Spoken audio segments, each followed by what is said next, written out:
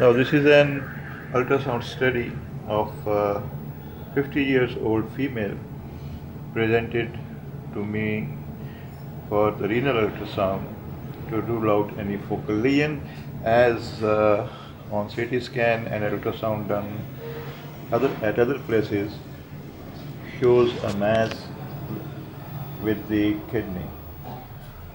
My scanning plan will be, this will be the right lateral position in which the patient is, and the probe will, this is the subpostural region.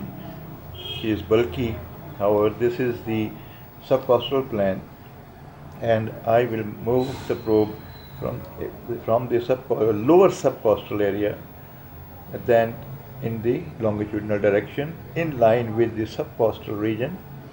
This is the 11th.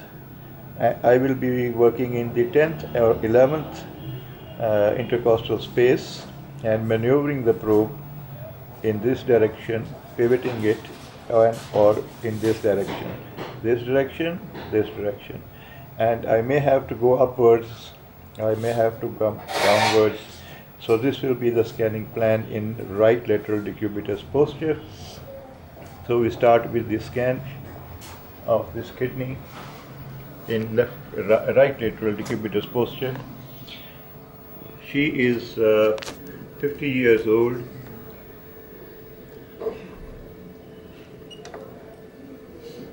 And here we go.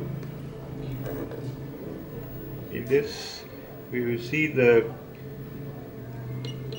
spleen anteriorly, anteromedially, and you will see the psoas muscle posterior to the kidney on which the kidney glides. Now, let us clear the both poles of the kidney.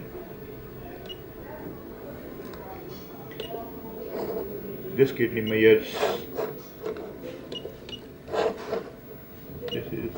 the left kidney measures 9.6 centimeter in length, 3.6 centimeter in anterior-posterior diameter, which is normal, within normal dimensions. The capsule of the kidney is intact.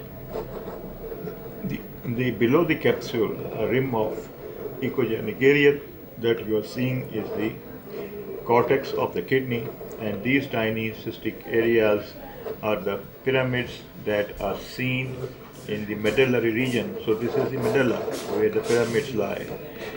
Now the cortico-medullary distinction is intact. This is what we call as intact cortico-medullary distinction. Now what about the cortical echogenicity of the renal of the kidney? Is it decreased, it is normal, or it is raised? So we compare it with the spleen. This is the splenic parenchyma, normal spleen. So its echogenicity should be slightly less compared to that of the spleen, and in case of right kidney it should be less than that of the liver. So we are seeing the cortical echogenicity where I am moving the star slightly less as compared to that of the splenic parenchyma, or echo brightness of the splenic parenchyma is slightly more compared to that of the echo brightness of the cortex. Now the central area where stones collect and the hydronephrosis develops is the central sinus echo complex. This is the central sinus echo complex. Most importantly, one should know what is this approximately, not exactly, but this is an approximation. Which is this pole and which is this pole of the kidney?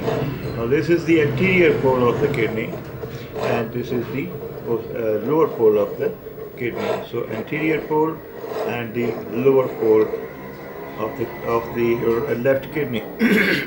Both poles are clear of any cystic or solid mass.